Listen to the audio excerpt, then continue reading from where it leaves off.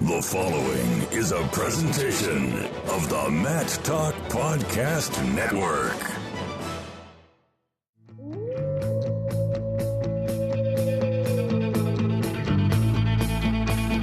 The mind of Pat Popolizio is a wondrous thing. And for you Pack wrestling fans, you'll get to go inside the mind of the Skip each and every episode here on the Pack Mentality Pop-Ins podcast. Now, here's your host, NC State Director of Athletics Digital Communications, Reinhardt.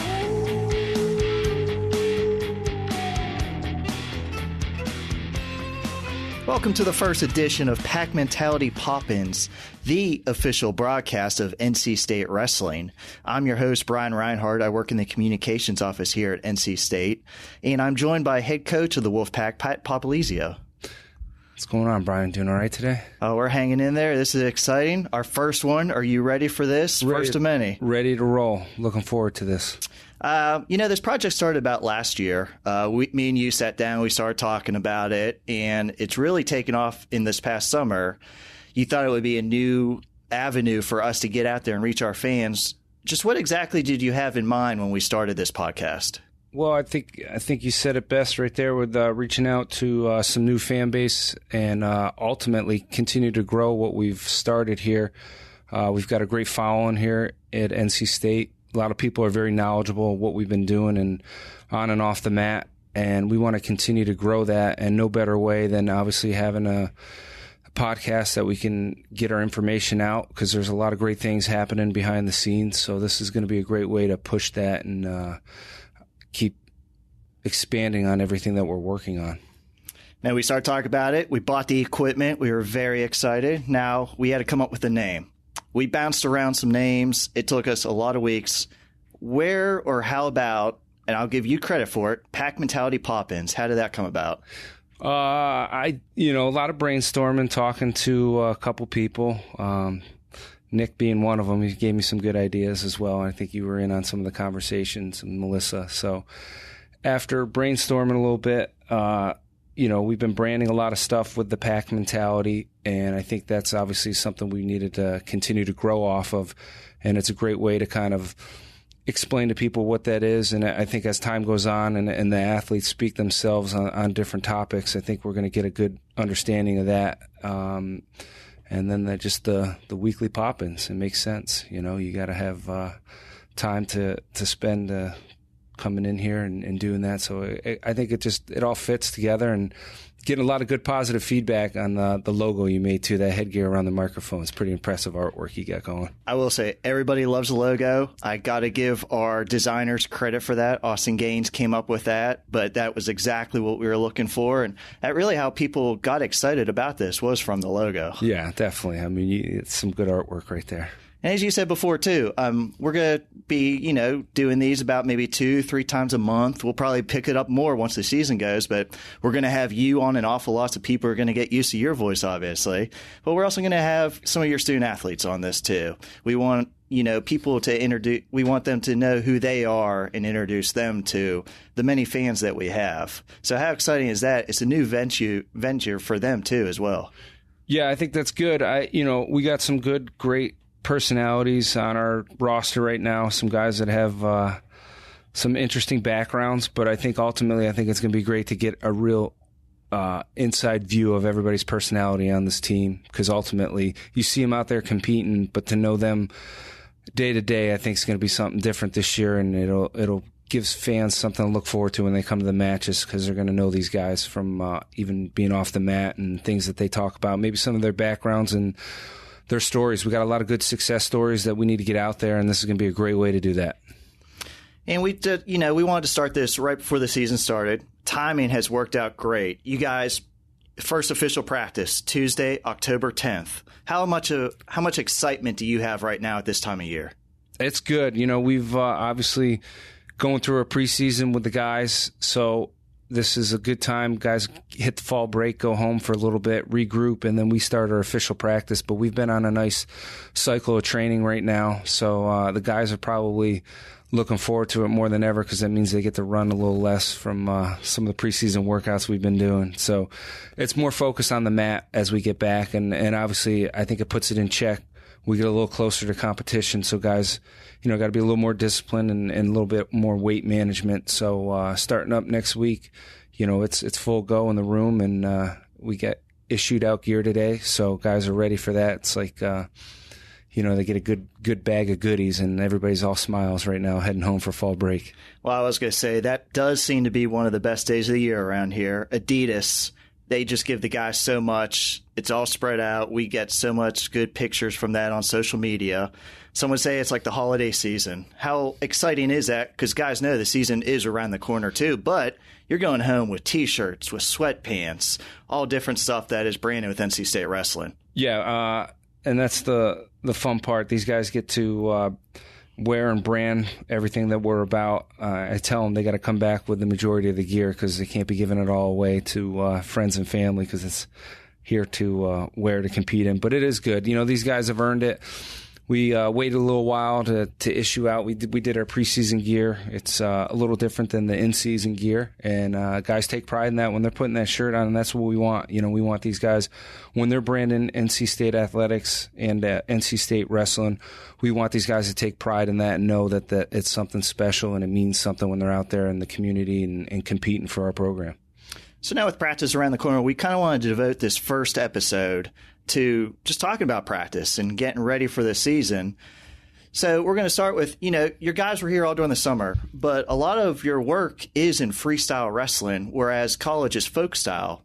So just how does that translate to the college season, and why do you guys focus on freestyle so much during the off season?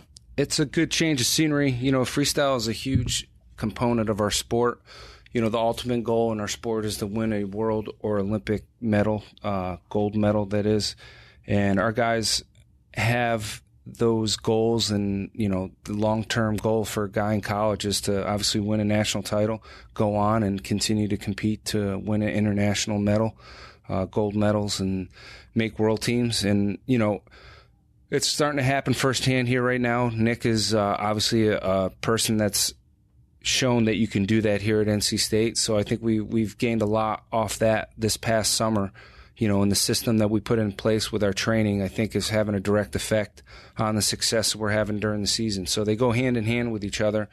And it's a little different style of wrestling, which is good because it obviously, for our guys on the mat competing, it makes them technically get better because there's some things in freestyle you get exposed during our season in folk style. If you're not crisp on some of the technique, it shows, and especially the senior level of wrestling that a lot of our guys were able to compete in this summer. So we're making that transition back last basically 4 to 6 weeks. Guys coming off freestyle, doing folk style full time. So it's been a good transition for us right now.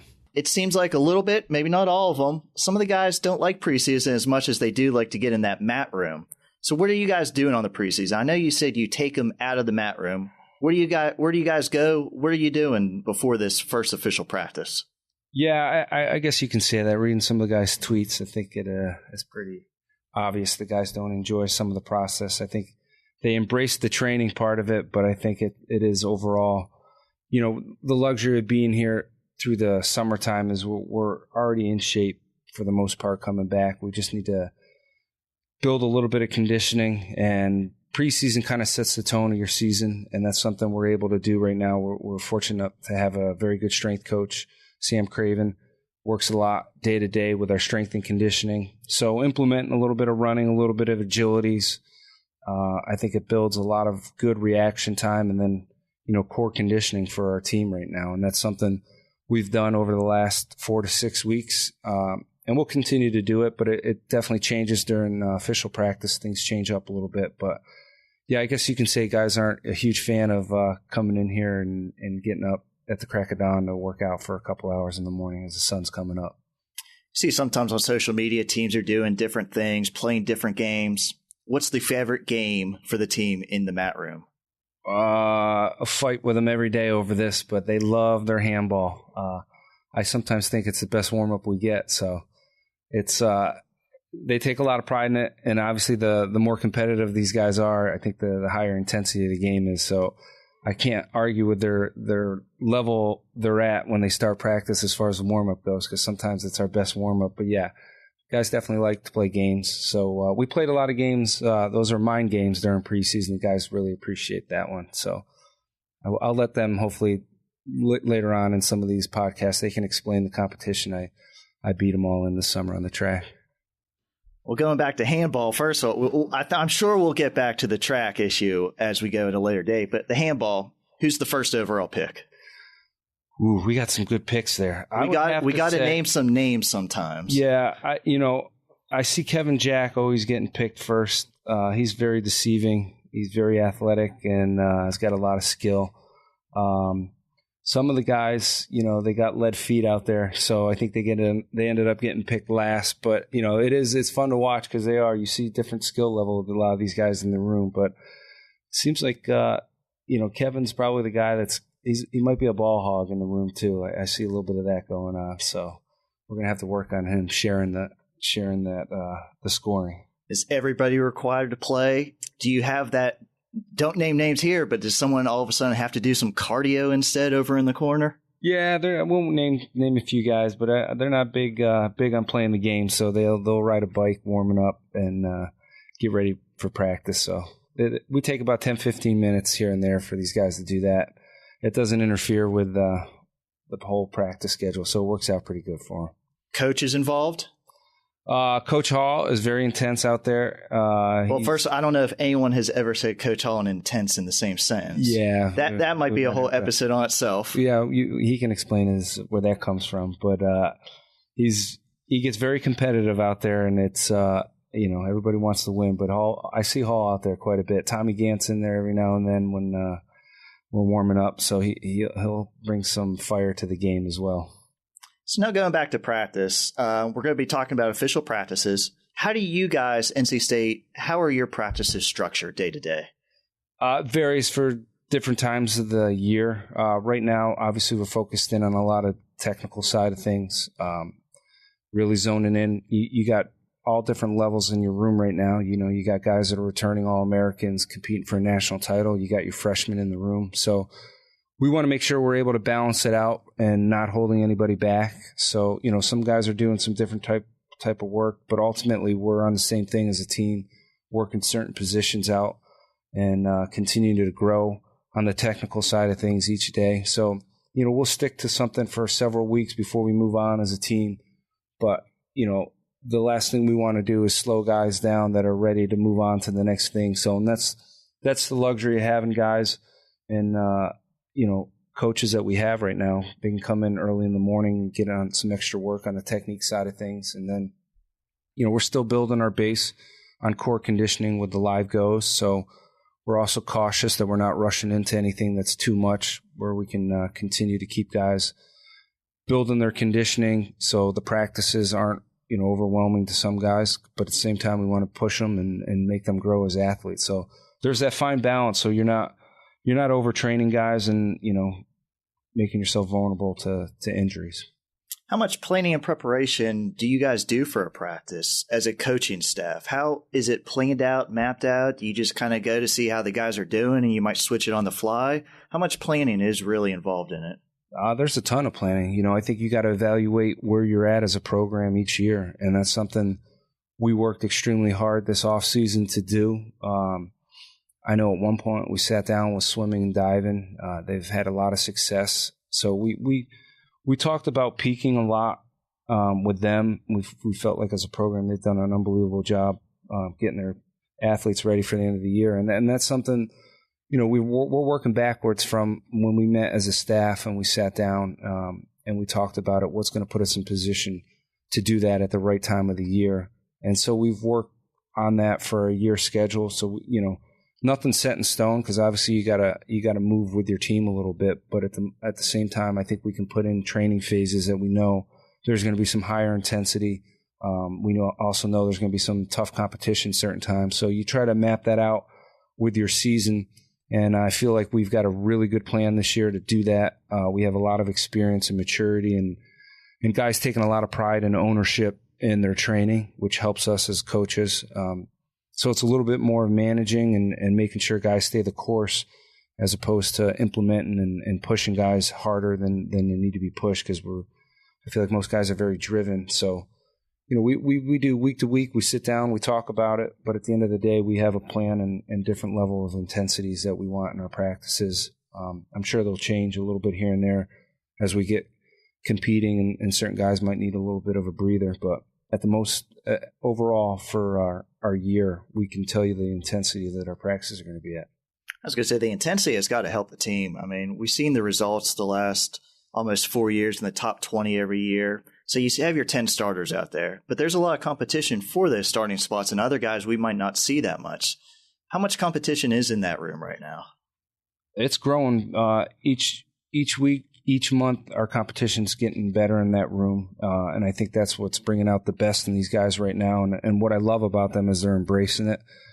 They're not running from it, and that's what you want to see with your guys, is that they're able to take on that challenge, and some guys are, and that's what we're looking for this year. There's certain weights we're going to need guys to step up and compete and not run from that challenge of, hey, this guy's on your heels right now, what are you going to do about it, and see who responds the best. And that's what I think is going to make a very good team for us this year, is guys have grown up with that level of competition. They've grown here at NC State with the level of competition we've put them in, and now as a team, that we're certain weights that are going to be competing against each other for a starting spot, I think is going to make us that much better when March rolls around. I think it's safe to say that there are some established starters in that room too, but how important is it for them to have a good workout partner? You might not see that workout partner as much in duels, but how is it important for them to get in those workouts and competition? It's funny you bring that up. We had this conversation as a team yesterday, and we talked about how fortunate we are to have that in our room right now. When you got guys like Pete Renda and Michael Machiavello wrestling each other every day in that room, I think if you look back and you look at the progress both guys have made, they've made huge strides at the college level, and it's because those guys have each other to push in the room every day. And a guy like Machiavello has made huge strides over this last year. He's gotten to a whole new level now, which is pushing Pete to a whole new level. And so that gets, that's where you start seeing that benefit. And we can go up and down our lineup left and right on that, where there's guys battling with each other every day. And even the coaches that we have in the room that are still able to wrestle in there. So it's been very beneficial. Bringing Donnie Vincent in on staff is going to be another guy that can help a lot of the guys in our room. So, we're benefiting from that. And I think that's ultimately what you want, is you want these guys to be able to make their easy days when days they have to compete, and make the tough days in the room very challenging. And that's something we talked about this year, is we have that across the board, where somebody in this room is going to get challenged and push every single day. So when we get out in competition, there's no surprises. You think wrestling is kind of a unique sport where, just as you said, wrestling coaches are in that room. They're taking on guys and showing them how to do moves rather than just telling them. You think that's unique to wrestling? It is. I think all sports need to do. I think football coaches need to get in there now and start battling in the linebacker position. And no, it is. It's just something that we've grown up doing, and it's it's kind of one of those where it's a hands-on type sport. You're in there, and you got to have partners to have good practices. So as coaches, youth is important. That's what we're thankful to have here at NC State. I watch from the side now, so. That's what we're bringing in Donnie in for, and having Adam Hall and Obi, and we're blessed to have a very good regional training center situation here, so guys can obviously get workouts in outside our practice with those guys and benefit from it. But that's, youth is on your side in this sport, and that's something we have right now, and we'll continue to use it to our advantage. One thing we're going to talk about right now, we're going to plug a lot more as we go forward, but I believe it was just finalized this week. Before the Clemson football game, you guys are going to go over to the indoor practice facility, open it up for fans. You want everybody to come by. What's the purpose of that? What do you have planned? Is it still in the early stages here? Yeah, we've been working in the off season pretty hard to kind of figure out an event. We usually do one, every year that's on campus that we can get people to come out that maybe aren't so familiar with wrestling. Maybe they're connected to somebody on the team that they know, hey, this kid's in my class, and this will be a great opportunity for them to come out and see the excitement of the program, the guys that are on the team, understand the amount of work that goes in there. Because coming to a match is one thing, and then actually watching a practice, I think, is another thing. So we're going to do a little bit of both. We're going to have some weight classes that need to be wrestled off. We'll have a ref there to do it, but we're also going to have, kind of a practice that morning that we can show and obviously showcase to people that maybe aren't able to come watch a practice what it's all about and how much work goes into that. And the luxury of being in the indoor facilities, we got 100 yards we can run in between. So we'll be able to get conditioning, live goes. Guys are going to love that fact. Yeah, they're going to they'll be complaining about the running, but that's all right. That's what the preseason got them in shape for. So, overall the goal is to crossbreed our sport with, people that are fans of NC State and know that wrestling is here and the level these guys are willing to compete at. And we want to grow and make sure when we're hosting events in Reynolds, this beautiful facility, that we have the people come out and support these guys because they've earned that with the work that they've been putting in. And that's all we can ask for is people to come out and cheer for us. And some of these matches we're going to be hosting at home. So, again, we're going to be doing that before the Clemson football game. We don't know the game time yet, but it will be before. So as soon as we find out the football time, we'll be pushing out more information about that. But that's also going to be an opportunity. Fans don't just – they're going to have the chance. They can come by and watch, but you also want some interaction. You want to meet people. You want the wrestlers to talk to fans. Yeah, and if they're lucky, we'll let them get on the mat and roll a little bit, right? We'll get some waivers going. I'm not sure if anyone's going to take you up on that offer. That means you're going to have to step out there too. You and Kevin. That's the competition you want, I guess you can say. But no, it is. It'll be a good opportunity to come out, meet the guys, talk to them, see what they're about. Get a little bit of the competitive side of them, but also in a laid back atmosphere. And then, later on that day, we get to go over and watch the football game. So that's going to be an exciting time for just NC State athletics in general. So I think we've covered practice enough. I mean, you guys are going to start next week. We're going to be rolling with different topics as we go on. But I think one idea that I had, each time we get a guy in here, I want to ask the same 7 questions. We're going to name names. So I'm going to put you on the hot seat. Oh, wow. About your pressure. Guys. A lot of pressure. This could be coaches, too. It's up to you. All right. Messiest locker. Oh, I don't even have to hesitate that. And I'll say it real loud. Michael Machiavello. Future president. Wow, that goes 2 names in a row. Michael Machiavello. But I don't know if he can get that with the messy locker. He'll have to be working. I call him the mayor already, so he's ready for that. I know he likes to go around, shake hands, very personable, so yes. He would be good for that. Mike the mayor. I think he's known around campus for that. Future WWE wrestler. Ooh, wow, that's a good one. Let me think about that one.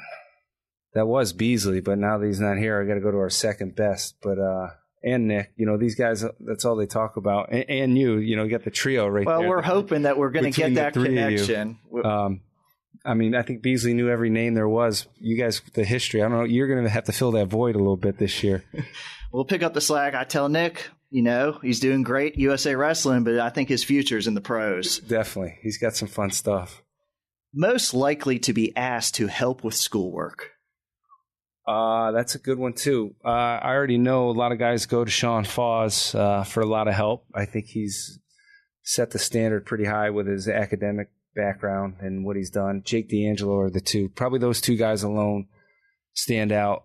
Jake's back from is doing his undergrad, took a year off, and is actually back for his grad courses here and is a great mentor to these guys because he works really hard on the academic side of stuff.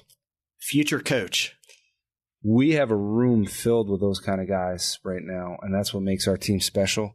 I think you can go all the way up and down our lineup with guys that have goals to become college coaches or whether it's high school level. Guys that stand out a lot in that room right now, and, they're still learning. But, Kevin Jack is a guy that really does a good job helping with some of the younger kids and just being in the room and evolving on some technical side of things and working as a great mentor. So there's a room filled with all those guys in there right now. And our last one, probably the one that makes you the most nervous, social media. Who just makes you shake your head at them on social media? Are we talking roster guys or guys that graduated here? No, we know a couple of the graduated guys, but we're talking about current roster. I'm going to have to think about that. You're putting me on the spot right now with that. I think there is one recent graduate that we all shake our heads on and who is out there. Great supporter of the program.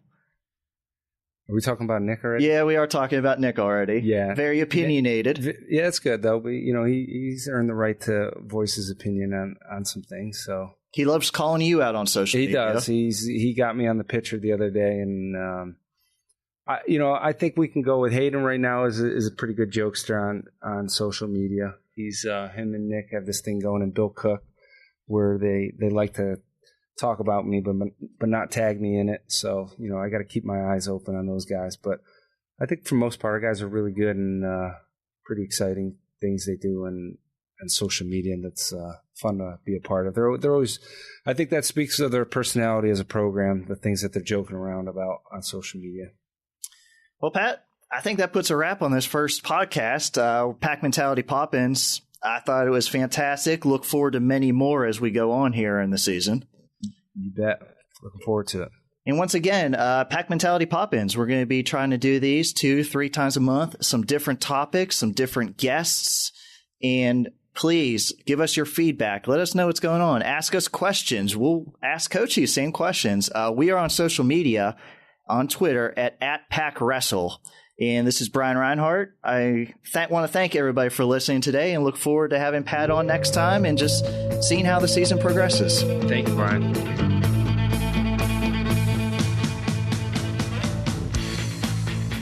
Pack Mentality Pop-Ins podcast is produced by the Matt Talk Podcast Network.